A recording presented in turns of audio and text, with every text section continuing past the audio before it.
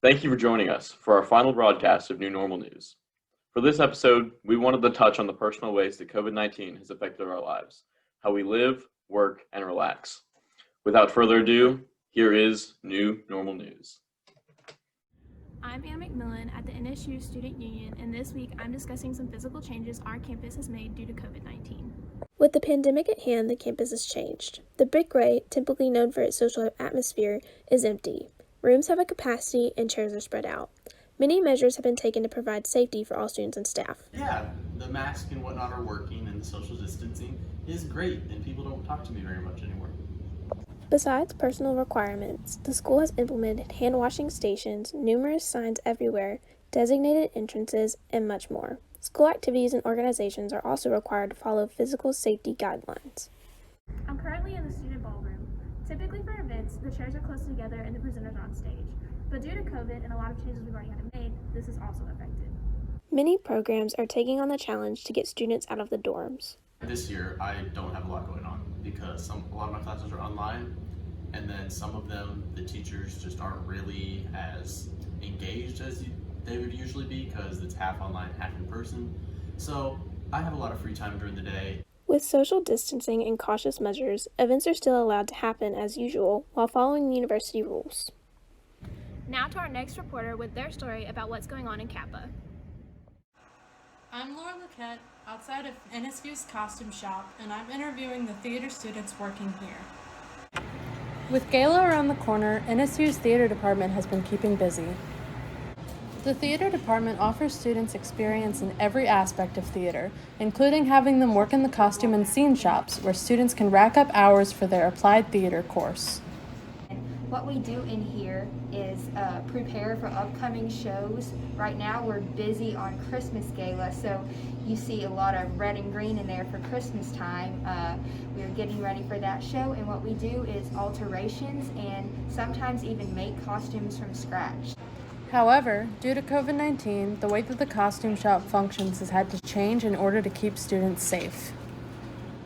Working in the costume shop is a little different with the masks, obviously.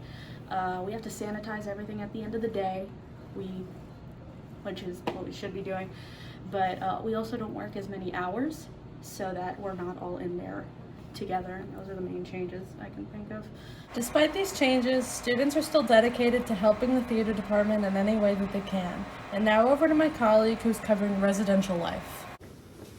My name's Zachary Keaton, and today I am on the third floor of Varnado Residential College. My story today is on residents and the use of our practice rooms.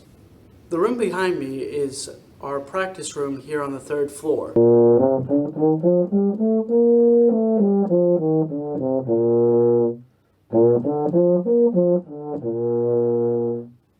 The sound up here is better for practicing because when you're in here, the sound is muffled, so you don't have to worry about disturbing people in the building.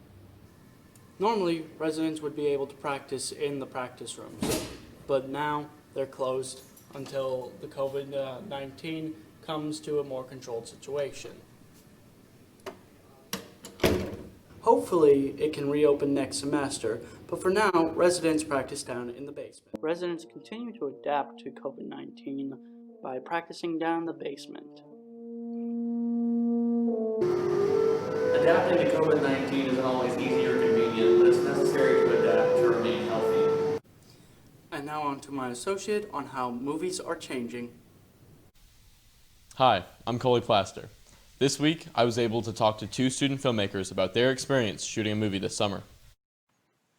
For a school project, Cole Brumbelow was tasked with creating a short film. It needed to be short and sweet. He turned in his film, Beans, and thought that would be the end of the story.